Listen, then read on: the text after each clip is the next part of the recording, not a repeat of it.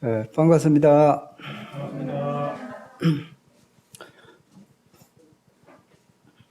한 2주 예배에 빠졌는데 코로나로 인해 가지고 참 몸살도 하고 이렇게 또 주님 우리 믿음의 자녀들 함께 예배를 드릴 수 있게 해주셔서 정말 주님께 감사드리고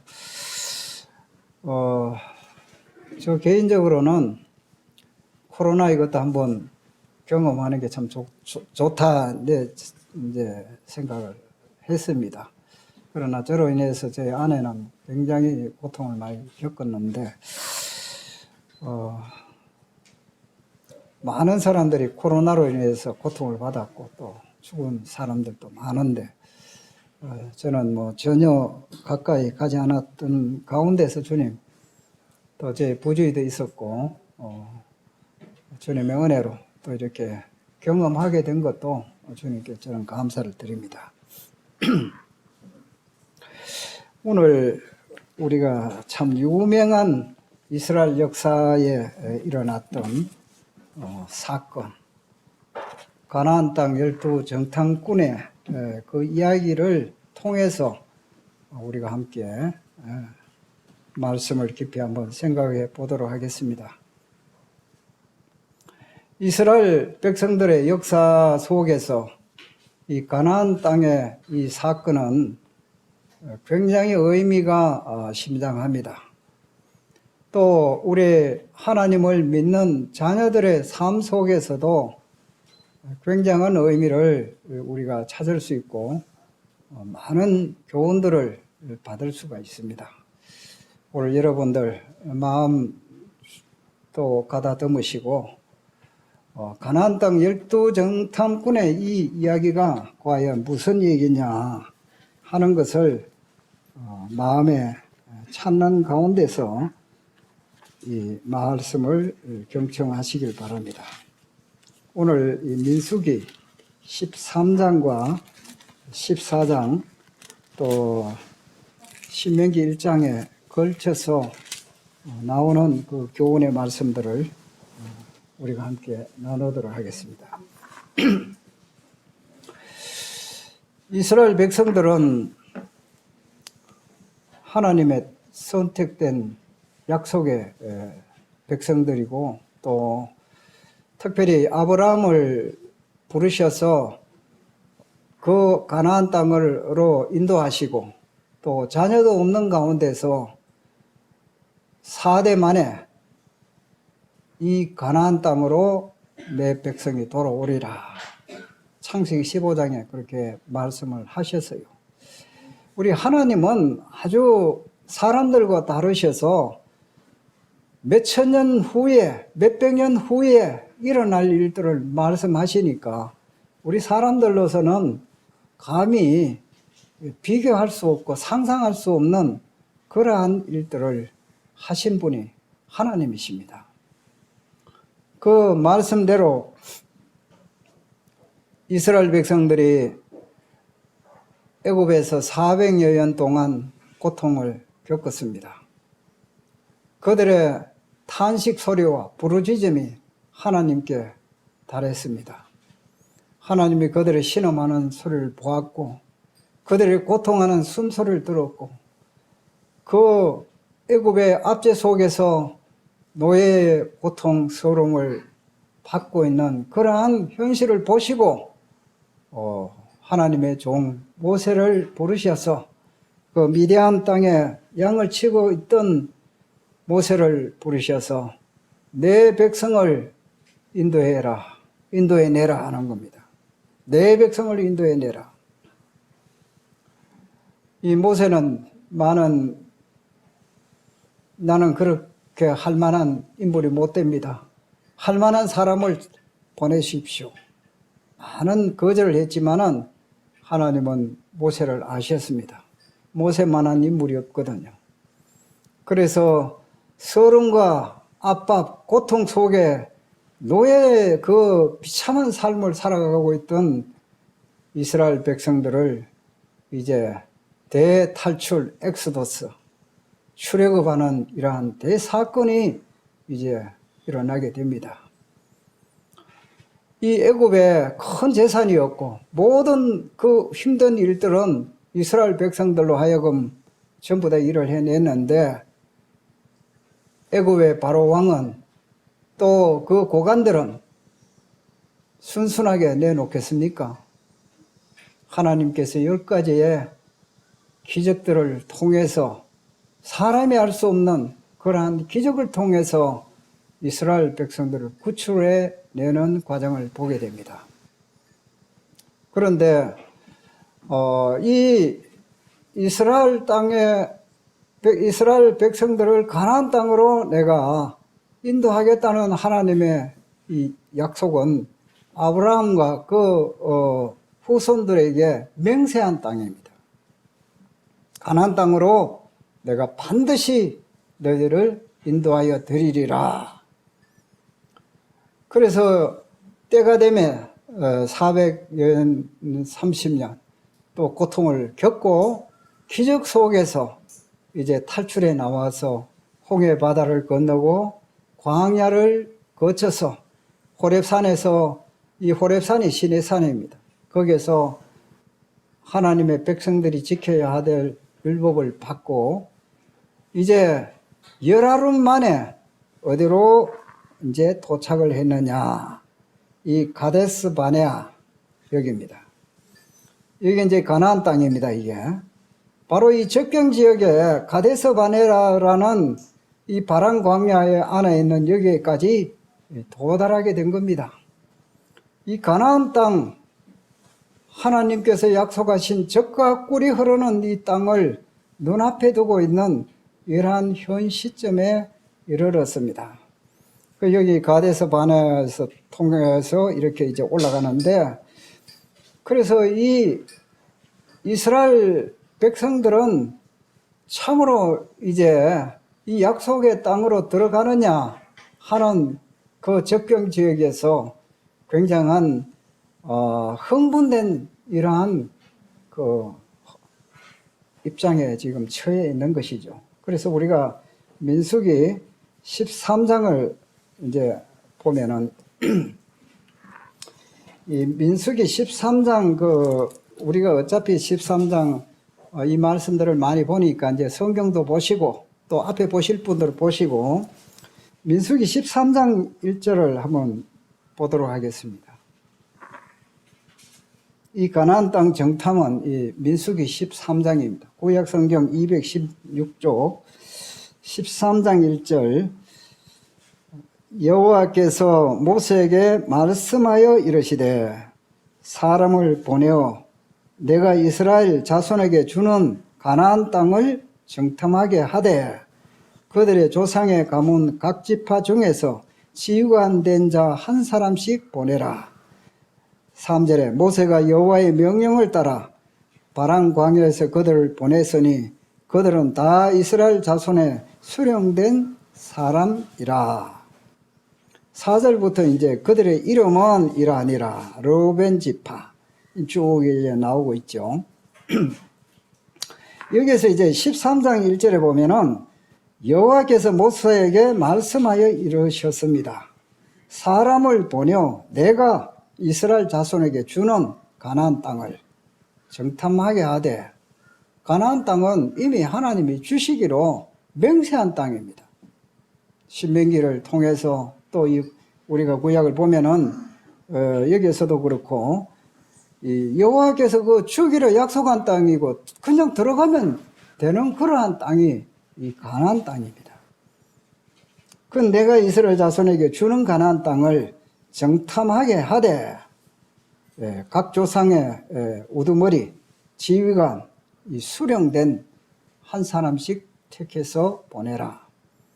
그러니까 이스라엘 각 지파에 아주 그 존경받고 훌륭한 이러한 인물들을 선택을 해서 가나안 땅 이제 정탐을 하게 되는 그러한 과정을 보게 됩니다.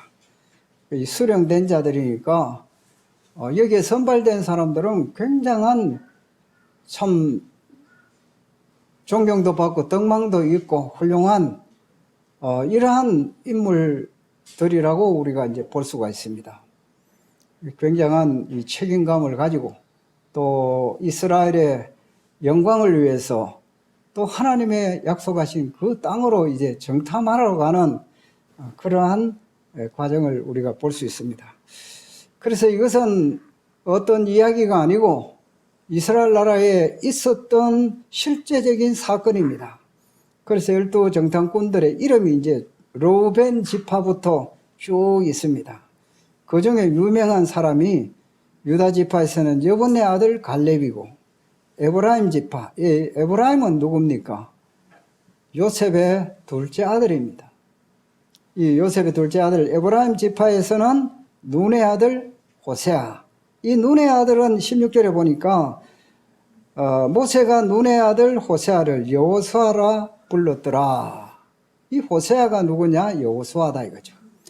그래서 모세가 죽고 난 이후에 이 가나안 땅 정복을 위해서 지도했던 인물이 여호수아라는 것을 우리는 알고 있습니다. 그런데 이제 이 하나님께서 여호와께서 이 12지파에 수령된 자들을 정탐하러 이렇게 가도록 어떻게 했습니까? 허락하셨습니다. 허락하셨어요.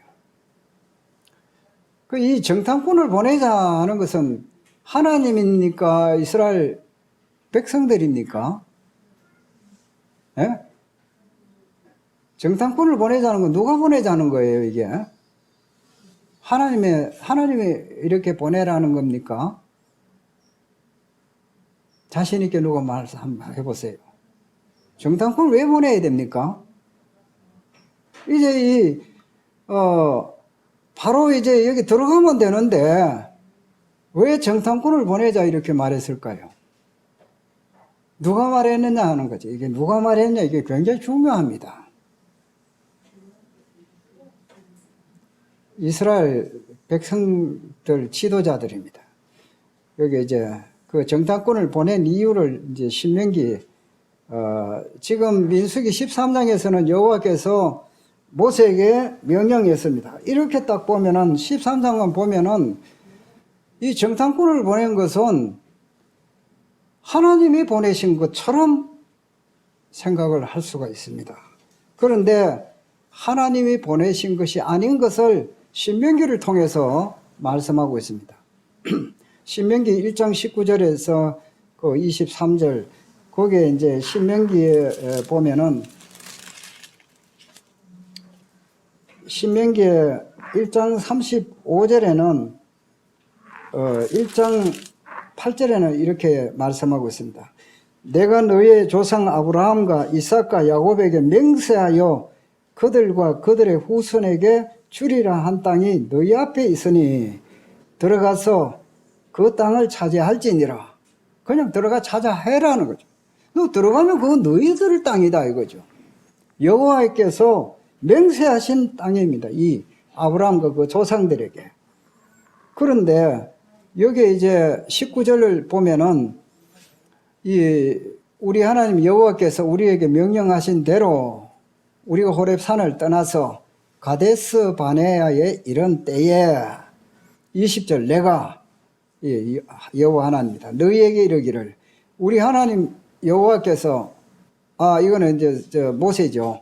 여호와께서 우리에게 주신 아모리 족속 산지에 너희에게 이르렀나니 너희 하나님 여호와께서 이 땅을 너희 앞에 두셔선저 너희 조상의 하나님 여호와께서 너희에게 이르신 대로 올라가서 차지하라.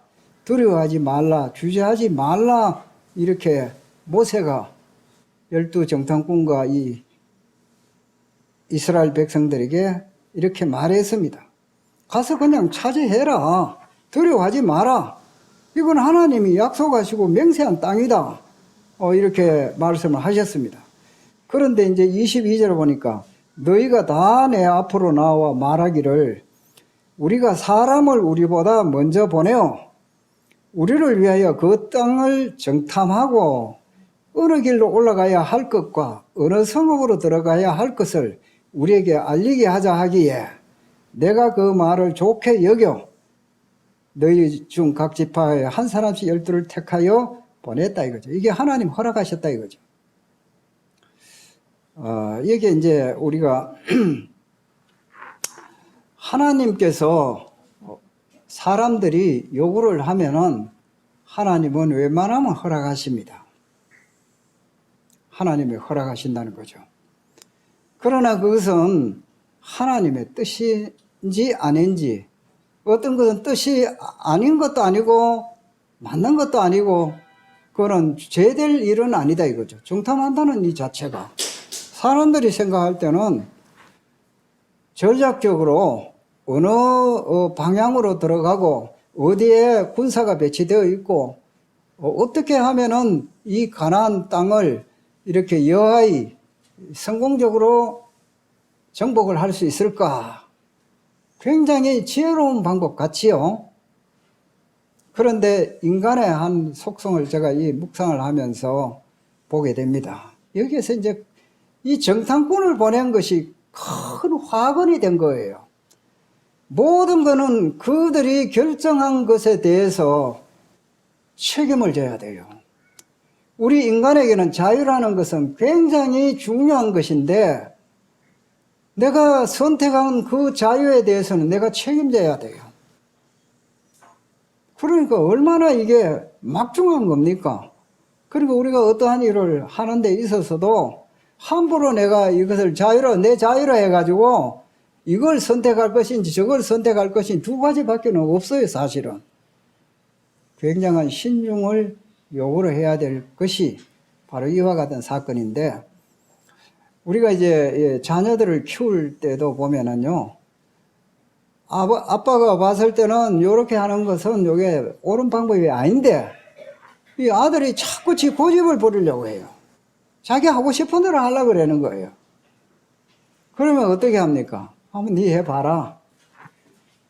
아니, 뻔히 이거 안 되는 거 아는데, 근데 이 아들은 자기 하고 싶은 대로 고집이 있어요. 우리 사람들을 나름대로 다 이런 고집들이 다 있어요. 자기의 주관과 자기의 경험과 이런 것들을 살려가지고 내 생각대로 하고 싶은 거예요, 사람들이. 자기가 주도권을 갖고 싶은 거예요.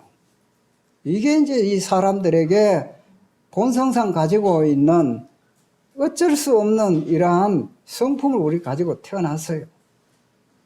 지금 이제 아까 가나안 땅에 눈앞에 이제 이르렀는데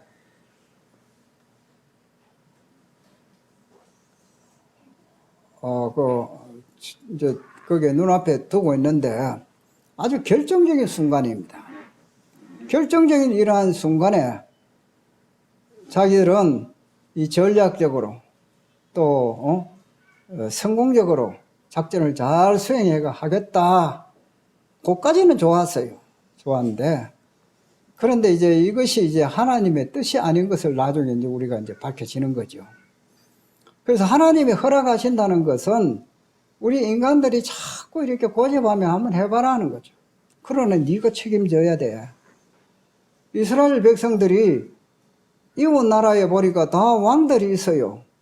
그리고 자기들은 사사 하나님의 선지자들을 통해서 말을 듣고 하니까 불편하다 이거예요. 우리도 왕이 필요합니다. 왕을 주십시오. 이 사울 왕을 세우게 될 때에 사무엘이 어떻게 했습니까? 이 하나님의 뜻이 아니다 이거죠. 하나님이 이스라엘 백성들의 왕인데 또 왕을 달라고 이렇게 하면은 하나님을 밀어내버리는 거예요. 인간인 왕들을 세우자 마음대로 하겠다는 거죠. 그러나 이제 이 사무엘은 정말 못마땅했어요. 그러나 하나님 앞에 이 백성들이 자꾸 왕을 달라 합니다. 그들에게 왕을 세워라. 제도를 만들어 가지고 세웠습니다. 그러나 이 이스라엘 백성들은 엄청난 불행과 고통 속에서 하나님께서 이거는 하나님을 완전히 멸시하는 거예요. 허락하셨지만은 그것은 하나님의 뜻도 아니었고 그들 스스로 고통의 길로 가는 것이었습니다. 우리가 이제 오늘 여기 이 정탐꾼들이 이제 그들이 이제 정탐을 하겠다. 그러니까 하나님께서 그럼 한번 해봐라 이렇게 허락하신 거예요. 하나님 뜻은 아닙니다. 그래서 이제 이 결정적인 이 순간이 참 중요한데요. 그래서 이제 이 민수기 13장 여기에 보면은 17절에 모세가 가나안 땅을 정탐하러 그들을 보내며 이르되 그 땅이 어떠한지 정탐하라. 곧 그 땅 거민이 강한지 약한지 많은지 적은지 그리고 또 그 땅이 사는 땅이 좋은 것인지 나쁜지 성읍인지 진영인지 산성인지 그리고 그 토지가 비옥한지 메마른지 또 나무가 있는지 없는지 또 그 땅의 실과를 한번 가져와 봐라. 그때 포도가 처음 익을 즈음이었다 했습니다. 이제 임무를 부여해서요. 정탐꾼은 가서 무엇을 정탐해야 할 것인가 모든 것을 이제 살펴보고 그 정보를 가져오느라 한 거죠. 여기까지는 뭐 큰 문제가 없습니다. 그래서 이제 정탐꾼들이 이제 가서 이제 민수기 13장 21절에서 보면은 이에 그들이 올라가서 땅을 정탐하되 신광야에서부터 이렇게 다 하고 그 다음에 그곳에 아낙 자손 아이만과 세세와 달메가 있었더라. 이 아낙 자손이 어떤 사람이냐? 여기 이제 아낙 자손은 그 앞에 이제 보면은 그 거인들입니다. 거인들. 이 아낙 자손들은 거인들인데, 요 뒤에 또 나옵니다. 이제 일단은, 이렇게 있었더라. 그리고 이제 이게 사실이니까. 그 다음에 이제 에스골 골짜기를 이제 포도송이를 이제 봤는데, 둘이 막대기에 꿰어매고 또 거기에 석류와 무화과를 따가왔습니다. 이 40일 동안 땅을 정탐하기를 마치고 돌아왔습니다. 그래서 이제 26절에 바란 광야 가데스에 이르러 모세와 아론과 이스라엘 자손의 온 회중에게 나와 그들에게 보고하고 그 땅의 과일을 보이고 모세에게 말하여 이르되 당신이 우리를 보낸 땅에 간적 과연 그 땅에 젖과 꿀이 흐르는데 이것은 그 땅의 과일이라.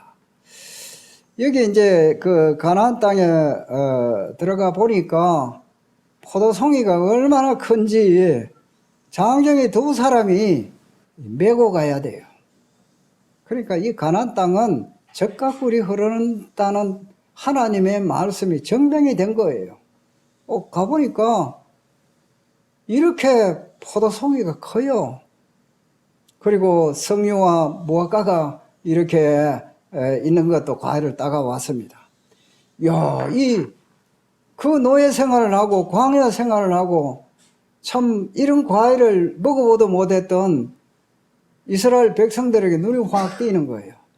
이야, 하나님이 이 젖과 꿀이 흐르는 이런 엄청난 좋은 땅을 우리에게 예배해 주셨구나. 굉장히 흥분되죠. 그 땅에 막 들어가고 싶지 않겠습니까? 정말 이 기름이 줄줄 흐르는 그런 젖과 꿀이 흐르는 땅이라는 거죠. 이제 그들이 보고를 또 그렇게 합니다. 젖과 꿀이 흐르는 땅이라 했는데 그러나 그러나가 이제 문제입니다. 정탐한 결과가 이제 문제입니다. 28절에 보니까 그러나 그 땅 거주민은 강하고 성읍은 견고하고 심이 클 뿐만 아니라 거기서 아낙 자손을 보았다. 이 아낙 자손의 거인들을 보았다. 우리는 스스로 보기에 메뚜기 같다 하는 그 말이죠. 이 가나안 땅, 젖과 꿀이 흐르는 이 가나안 땅 너무너무 아름답고 좋은 땅인데 이게 만만찮거든요. 그 주민은 강한 거예요. 그리고 성읍은 견고하고 굉장히 큰데 여기 이제 거인들, 아낙 자손들이 여기에 막 살고 있는 거예요. 그리고 이제 이 아말렉인은 아주 이 거친 그 아말렉인은 이 남방 땅에 거주하고 헤딘과 여부서인과 아모리인은 산지에 거주하고 가나안인은 해변과 요단가에 거주하더이다. 완전히 어떻습니까? 빈틈없이 딱 짜여져 있다 이거죠.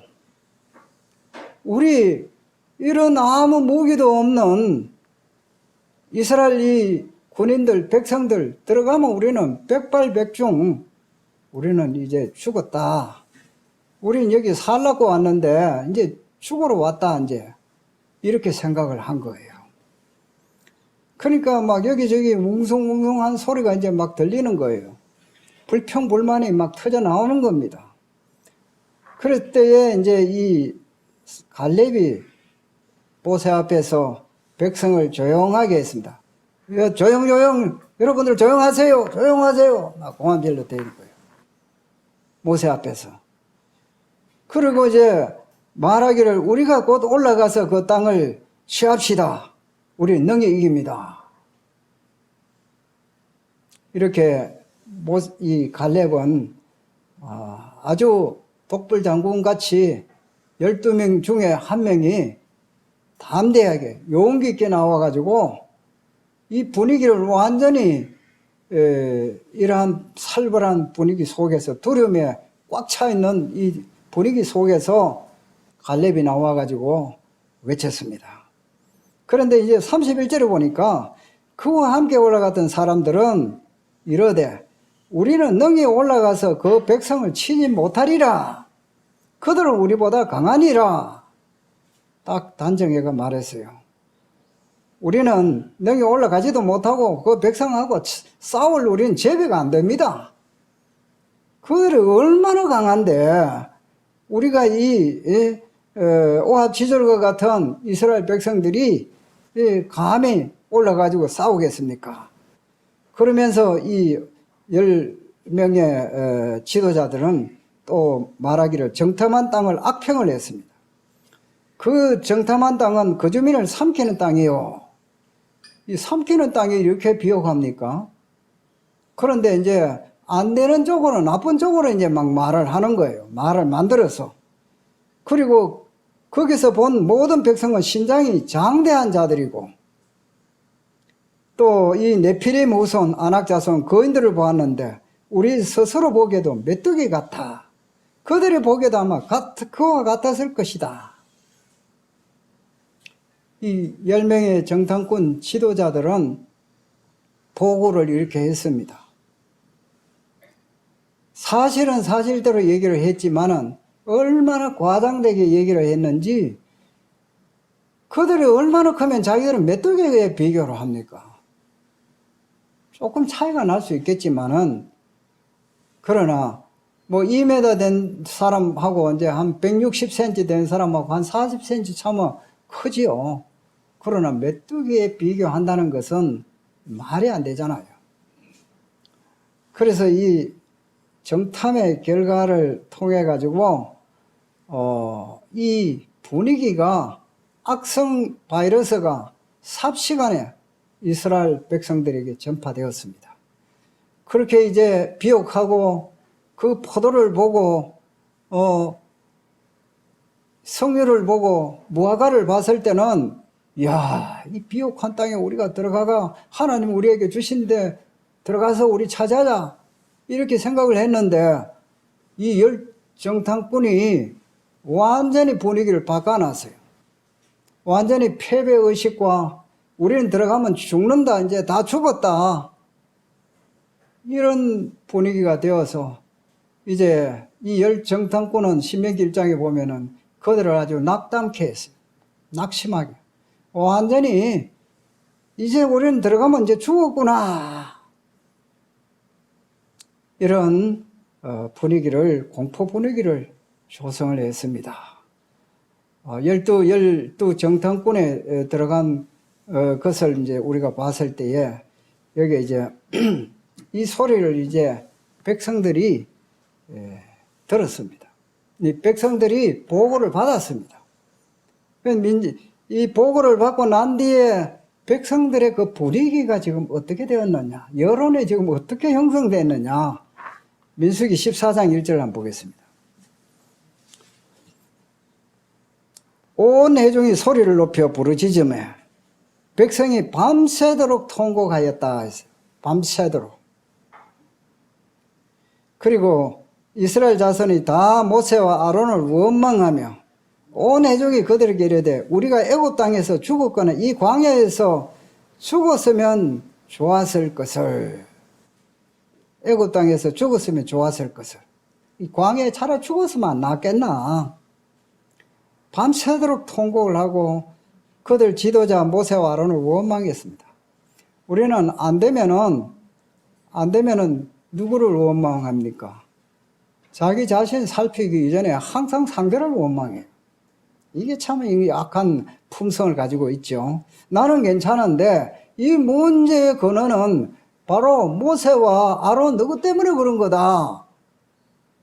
원망을 하는 거예요. 지도자에게 화살을 돌립니다. 이 국민들도 마찬가지입니다. 뭐 잘하고 못하고 잘못하면은 모든 거는 그쪽으로 화살 돌립니다. 자기 할 의무와 모든 건 다 잘했는데 이 나라 정치를 잘못해가지고 이 나라가 이 꼴이 됐다. 이게 이제 인간의 이 악한 본성이 이 원망으로 나타나는 거예요. 그러나 어떤 상황일지라도 어떻게 밤새도록 통곡하고 원망하고 이 신앙이 바닥에 떨어지면 항상 불평, 불만, 원망이 내 마음에서 생각에서 행동으로 나오게 돼 있다는 거죠. 이 하나님의 말씀은 항상 기뻐하라. 쉬지 말고 기도하라. 어떤 환경에서도 하나님이 나에게 허락하신 것인데 그것을 우리는 감사할 줄 모르고 또 하나님의 뜻을 잠잠히 바라보고 주님을 바라보고 또 주님 바라보라는 이 시점인가 보다. 이렇게 이제 하나님을 바라보아야 하는데 이런 어려움 당하면은 그 다음에 어떻게 됩니까? 원망하는 거예요. 불평하는 거죠. 불만을 쏟아내는 겁니다. 하나님의 자녀가 불평, 불만, 원망을 쏟아내는 것은 이거는 입에서는 하나님을 허락하시는 것이 아닙니다. 그래서 차라리 애굽 땅에서 죽었으면 좋겠다 통곡하고 밤새도록 부르짖었습니다. 그때 이제 또 말하기를 2, 3절에 어찌하여 여호와가 우리를 그 땅으로 인도하여 칼에 쓰러지게 하려 하는가? 어째가지고 여호와께서 우리 죽이려고 여기 데려왔나? 우리는 뭔가 일이 안 되면은 하나님 원망합니다. 내 잘못했는 거는 생각하지 하나도 안 하고 이 문제의 근원이 어디서부터 발달됐는가는 생각하지 않고 하나님을 원망합니다. 사업이 안 되면은 하나님이 이 세상에 다른 사람들 돈도 잘 벌게 하시고 건강도 주시고 시험도 착착하면 잘 되고 이런데 하나님 축복하신다고 했는데 내 생활이 왜 이렇습니까? 자기 자신이 지금 어떤 위치인지를 생각하고 반성하고 회개하고 통회하기 이전에 모든 책임의 근원을 하나님께 돌리게 되고 상대방에게 돌리게 된다는 거죠. 어째가 여호와가 우리를 이렇게 이 땅으로 해가 칼에 쓰러지게 하려 하는가? 하나님께서 이 가나안 땅으로 이렇게 하늘의 만나를 내려서 먹게 하시고 또 반석에서 물을 주시고 메추라기를 주시고 그 광야에서 밤에는 불기둥으로 낮에는 구름기둥으로 장막 칠 곳을 아셔서 모든 것을 인도해 주셨는데 가나안 적과 꿀이 흐르는 땅으로 들어가라고 이렇게 인도해 주셨는데 망하라고 언제 했습니까? 누가 정탐꾼을 보내자고 했습니까? 누가 이와 같은 정탐꾼의 보고를 듣게 했습니까? 그 본인들 아닙니까? 본인들의 선택이에요. 본인들. 그런데 이 열 정탐꾼은 그들의 마음속에 하나님이 없었어요. 그들은 하나님의 수많은 기적을 보고 능력을 봤는데도 막상 문제 앞에 다다르니까 문제만 크게 보이고 하나님은 온데간데 없어요. 우리는 믿음에 대해서 많은 얘기를 할 수 있어요. 그러나 믿음의 삶을 사는 것은 별개의 문제입니다. 이 이스라엘 백성들의 열 지도자들은 굉장한 책임을 가지고 있습니다. 이 백성들을 죽이고 살리고 하는 굉장한 하나님 그들에게 지휘자로서 책임감이 있는 거예요. 그러나 이 사람들은 수많은 사람들을 고통에 빠지게 하는 장본이 되었고, 또 이 백성들 또한, 분별 없는 이 백성들 또한 하나님의 이와 같은 엄청난 그 능력을 보았고 기적을 보았고 하나님의 은혜와 사랑을 입었음에도 불구하고 어려운 이와 같은 상황 속에서 그들은 하나님을 불평하고 원망하게 급급했습니다. 우리를 칼에서 죽이려고, 우리를 망하게 하려고 이 신명기에 보면은 우리를 인도했습니까? 이 전적인 책임이 자기들에 있는데, 문제가 자기에게 있는데 그걸 모르는 거예요. 하나님을 얼마나 그들을 사랑하셨습니까? 이 여호수아와 갈렙의 반응은 어떠하냐? 민수기 14장 6절 보면은 그 땅을 정탐한 자 중 눈의 아들 여호수아와 여분의 아들 갈렙이 자기들의 옷을 찢고 이스라엘 자손의 온 회중에게 말하여 이르되 우리가 두루 다니며 정탐한 땅은 심히 아름다운 땅이라. 여호와께서 우리를 기뻐하시며 우리를 그 땅으로 인도하여 들이시고 그 땅을 우리에게 주시리라. 이는 과연 젖과 꿀이 흐르는 땅이니라. 이 사실이죠.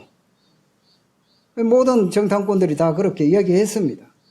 다만 여호와를 거역하지 말라. 이 열 정탐꾼에게는 하나님이 그들에게는 없었어요. 평상시에는 하나님 좀 잘 되면 막 찬양하고 막 이래 했는데 어려움 당하니까 하나님 온데 간데 없어요. 안악 자손을 이기지 못합니다. 하나님은. 그 진영을 쳐부술 수 있는 능력이 없는 분이에요. 하나님은. 그들은 하나님이 없었어요. 그런데 믿음의 사람 여호수아는 달랐습니다. 여호와를 거역하지 말라. 또 그 백성을 두려워하지 말라. 그들은 우리의 먹이라. 그들의 보호자는 그들에게서 떠났고 여호와는 우리와 함께 하시느니라. 그들을 두려워하지 말라 하나 온 회중이 그들을 돌로 치려 하는데 이 온 회중 이 백성들과 열심의 지도자들은 완전히 감정에 사로잡혀 있었습니다. 패배의식에 우리는 가면 죽는다. 이와 같은 그것이 그들의 마음을 지배하고 있으니까 모세와 아론이 아무리 얘기하고 또 이 믿음의 사람 갈렙이 아무리 얘기해도 귀에 들어오질 않는 거예요. 그 생각이 그들의 삶을 지배해버린 거예요. 무서운 것입니다. 평상시에 이 10명의 이 지도자들은 보기에는 훌륭한 것 같았는데 그러나 그들의 마음에 이 문제 앞에서는 하나님이 없었어요. 그래서 이 온 회중이 돌로 치려고 하는 이와 같은 아주 다급한 이 환경에 이르렀습니다. 똑같은 이 환경 속에서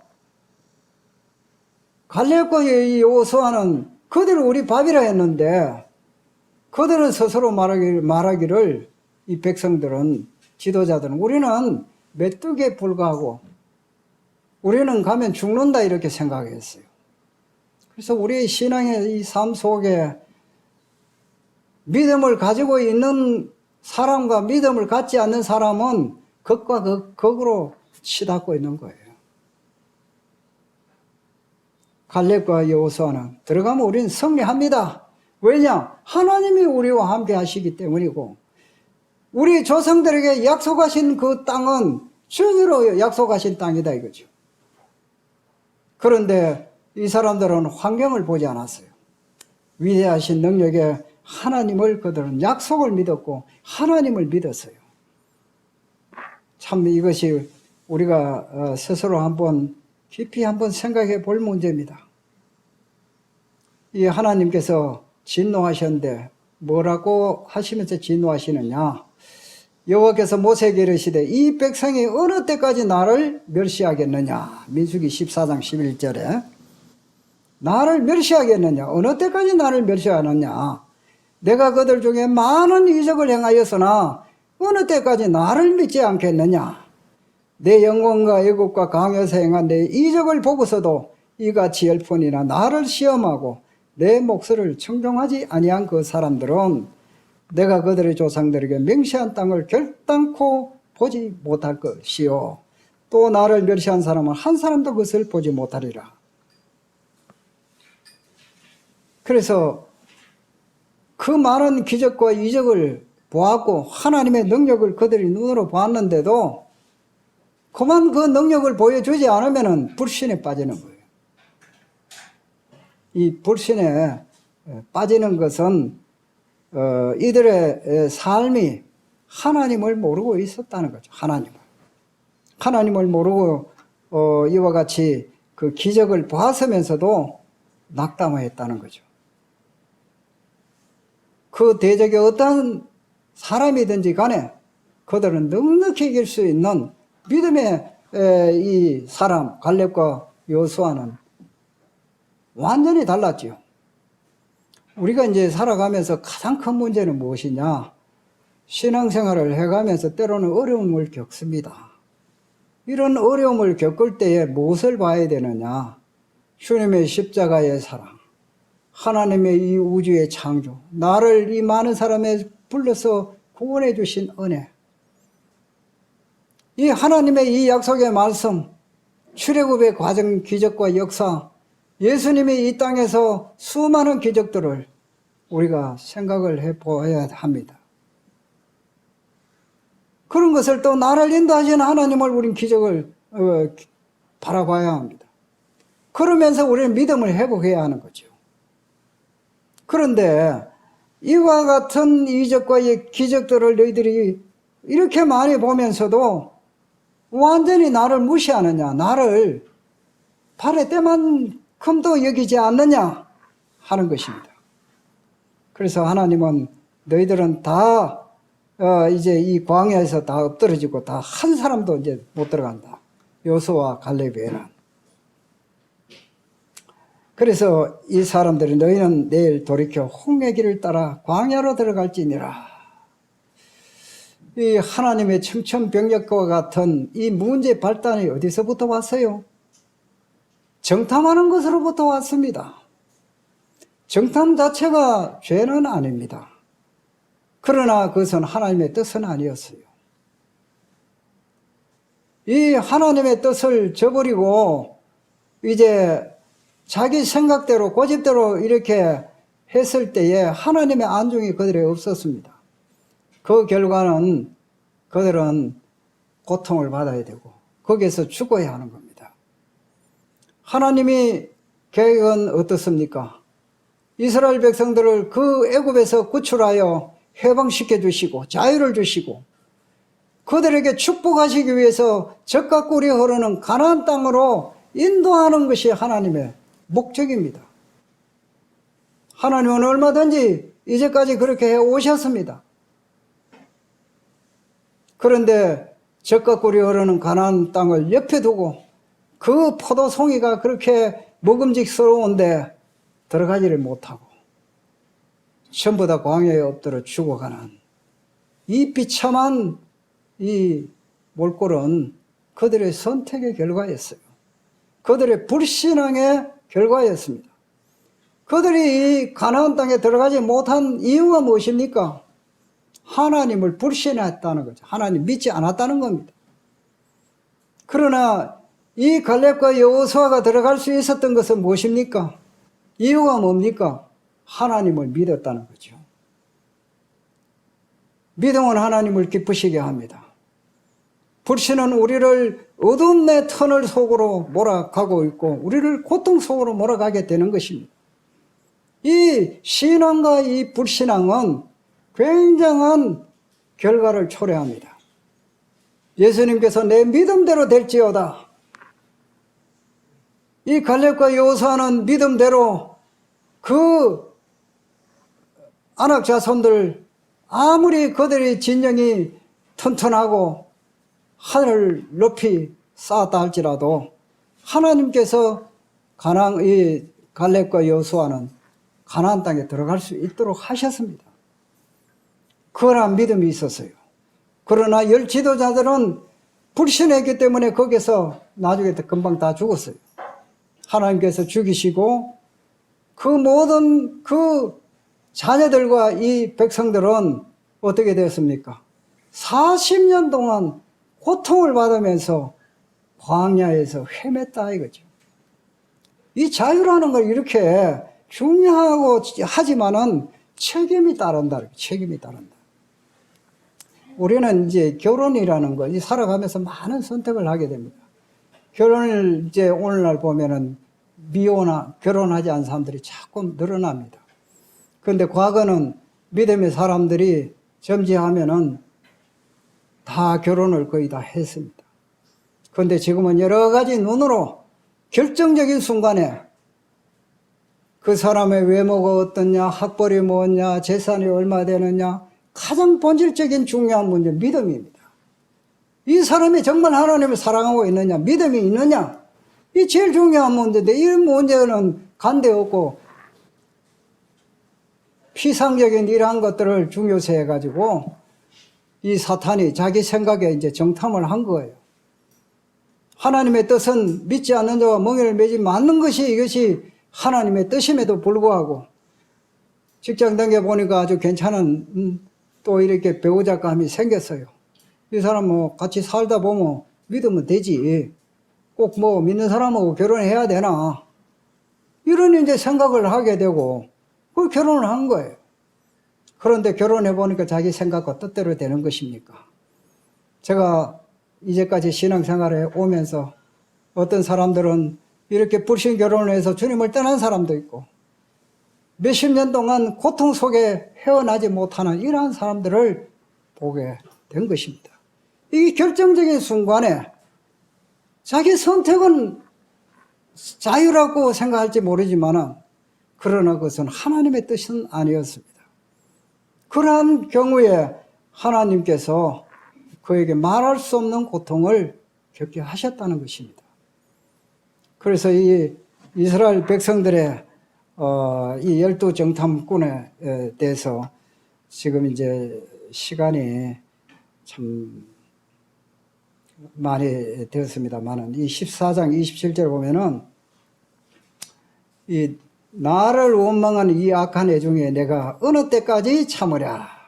이스라엘 자손이 나를 향하여 원망하는 바 그 원망하는 말을 내가 들었노라. 이 원망하는 사람 모세와 아론에게 원망하고 하나님을 이렇게 사람에게 원망해도 하나님께 원망하는 겁니다. 나를 향하여 원망하는 바 그 원망하는 말을 내가 들었노라. 그들에게 이르기를 여호와의 말씀에 내 삶을 두고 맹세하노라. 너희 말이 내 귀에 들린 대로 내가 너희에게 행하리니.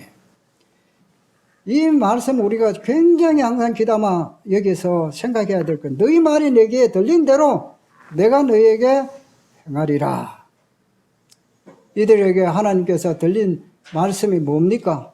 우리가 애굽에서 죽었으면 좋았을 것을, 우리가 이 광야에서 죽었으면 좋았을 것을 그렇게 말했습니다. 하나님께서 우리를 칼에서 쓰러지게 하려고 우리를 이렇게 광야에 인도했습니까? 악담을 했어요. 하나님의 은혜와 사랑을 모르고 근본적인 문제가 자기 자신에 있다는 것을 모르고 하나님의 은혜와 사랑에 대해서 악으로 하나님의 선을, 은혜를 갚아버리는 이런 못된 짓거리를 하고 있는 것이 이 백성들이었고 또 우리 자신일 수가 있다 이거죠. 잘못은 내가 해놔놓고 화살은 하나님께 돌리는 거예요. 그래서 너희 말이 내 귀에 들린 대로 내가 너희에게 행하겠다는 거죠. 내가 죽도록 내가 죽었으면 좋겠다. 이 광야에서. 그래 내가 이 광야에서 너를 죽게 해주겠다.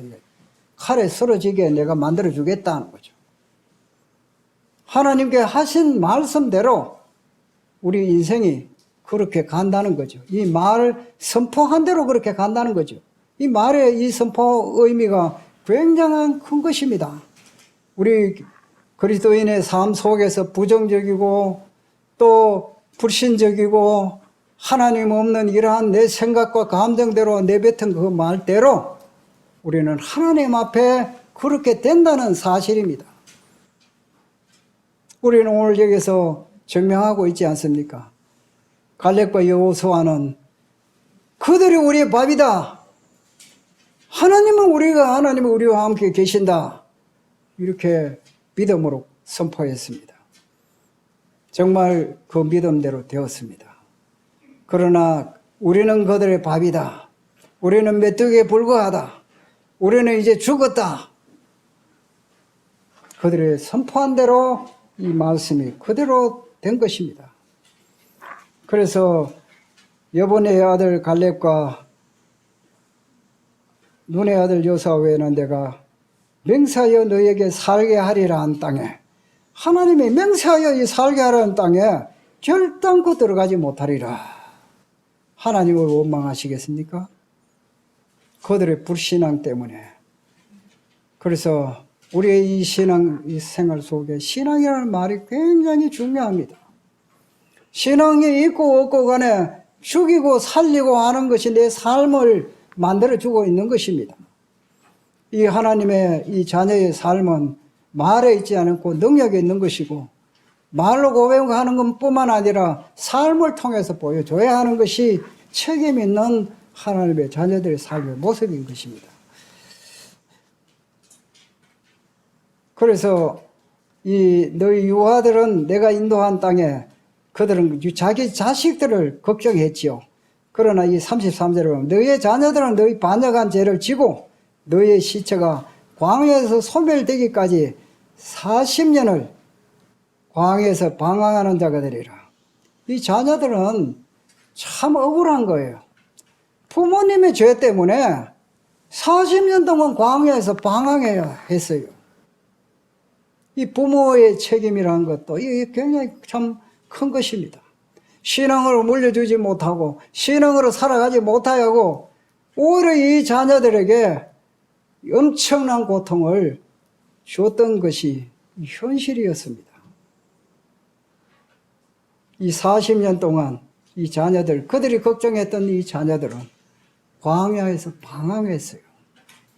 그래서 우리 이 그리스도인의 이 삶은 하나님께서 적과 꿀이라는 가나안 땅의 삶을 우리에게 계획하고 있습니다. 우리는 이 이스라엘 백성들이 애굽에서는 구출을 받았는데 가나안 땅은 들어가지 못했어요.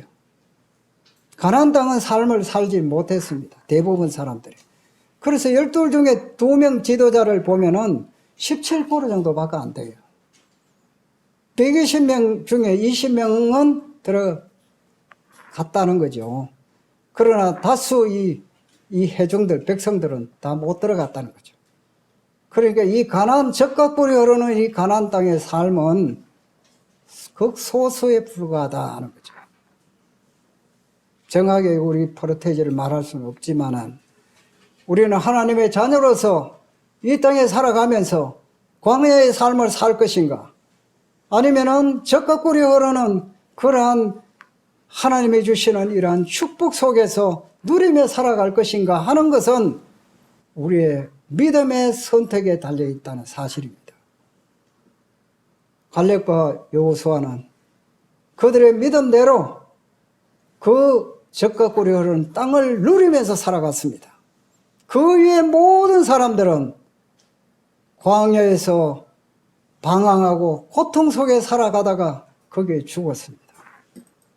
이것은 이제 우리 선택은 우리 각자의 몫입니다. 그래서 이 정탐꾼의 이와 같은 이 스토리를 통해서 이것은 역사적인 사실입니다. 우리가 항상 우리 자신을 돌아보면서 어떻게 참 선택해야 할 것인가 하는 굉장한 중요한 의미를 가지고 있다, 이렇게 말씀드릴 수 있습니다. 마치도록 하겠습니다. 감사합니다.